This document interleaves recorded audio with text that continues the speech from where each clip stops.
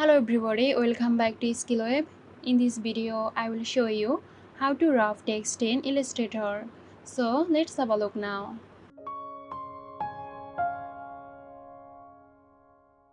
At first, select the text. Go to Object, click on Envelope, then choose Make with Wrap. A preview box will appear. Select a style. Now use the band slider to make the text inwards or outwards, and use these two sliders to further work the text horizontally and vertically. You can also wrap text to fit into a shape. Draw a circle, then cut it with the knife tool. Now select the text and arrange them into the shape. Right-click on it, click Arrange, then Send to Back.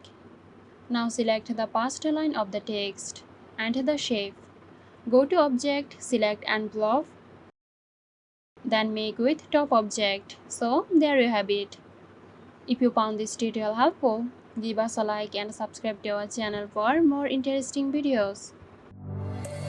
This video is sponsored by Girosoft. Girosoft offers graphic design, UI UX design, digital marketing and web development.